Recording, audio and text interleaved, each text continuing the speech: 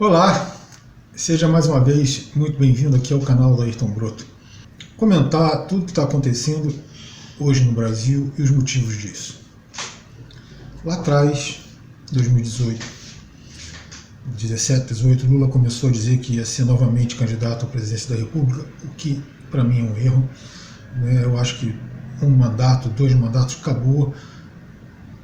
Mas aqui no Brasil existe, não só no Brasil, na América do Sul, existe uma tendência a querer perpetuar as pessoas no poder. Mas feito esse parênteses, Lula começou a dizer que seria novamente candidato e que dessa vez ele iria fazer realmente um governo mais voltado aos pobres. Ele não iria dar tanta atenção à classe mais abastada do país. Isso no momento que o país estava numa crise bastante profunda. Todo mundo fica falando que o Temer recuperou. O Temer não recuperou nada. 1% de crescimento econômico do PIB e ainda mais você tendo esse crescimento do setor agrário significa nada. Isso não cria emprego, isso não gera distribuição de renda, isso apenas melhora a balança comercial. Mas para a população isso não é nada, não significa nada. Então assim, o Brasil desde 2013, 14, o Brasil está parado e, na verdade, regrediu alguns pontos percentuais. Mesmo tendo ali um aumentozinho de 1%, 1,5%, daqui a pouco cai, mas assim está mais ou menos parado desde esse período. Mas voltando ao que nós vínhamos falando, Lula começou a dizer que iria fazer esse governo. E aí ele tinha alguns processos na justiça. Veja bem, alguns. Nenhum deles para ser julgado em Curitiba, porque nenhum deles tinha nada a ver com a Lava Jato. Tá? A Lava Jato ela foi levada para Curitiba, na vara do Sérgio Moro, porque eram ações ligadas à Petrobras. Nenhum dos processos do Lula era realmente ligado à Petrobras. Inclusive esse do Triplex, pelo qual ele foi condenado, e na condenação não tem uma única prova. Visitar um apartamento não é uma prova. Você passar com o carro da sua empresa num pedágio não é prova de você ter cometido crime, entendeu? Porque assim, se for assim, você tem que condenar todas as pessoas que pagaram pedágio no país nos últimos 30 anos, e não faz sentido. Pois bem, essas foram as provas usadas contra o Lula. Ele visitou o apartamento, sim. E aí? Mas usaram isso aí como argumento e botaram o Lula na cadeia num processo crivado de erros jurídicos. Talvez filigramas, mas são erros jurídicos. Dentro do ordenamento jurídico brasileiro, você tem uma coisa chamada juiz natural. Não foi seguido. Assim, a condução do processo pelo Sérgio Moro também não foi correta. Isso era nítido quando ele vazava informações, conversas sigilosas para a imprensa. Tudo isso aí já era motivo de ter sido suspenso o julgamento e ter sido retirado ele do caso e até mesmo afastado da magistratura, talvez, tá? Mas tudo isso aí foi relevado. E por que eles condenaram o Lula dessa forma? Porque tiraram ele daquela corrida eleitoral, eles esperavam eleger lá um Amoedo, um Alckmin, não chegaram nem perto disso, Mas veio o Bolsonaro, Bolsonaro serviu, como servia hoje também. Eles acharam que o exército iria amordaçar Bolsonaro, que iria colocar ele nos trilhos e que ele iria ficar ali como boneco de ventríloco. E ele mais ou menos ficou. Ele continuou atendendo os interesses que ele foi colocado para atender, mas ele tentou atender os interesses dele também. E ele atendeu. Se em 2018 ele teve 57 milhões de votos, agora ele teve mais de 58. O país continua rachado. O PT quase perdeu, porque era o PT. Eu ouso dizer que se fosse uma outra agremiação política, um outro candidato, era capaz do Bolsonaro ter perdido, mesmo com todo o dinheiro que ele gastou de forma ilegal e inconstitucional durante a campanha.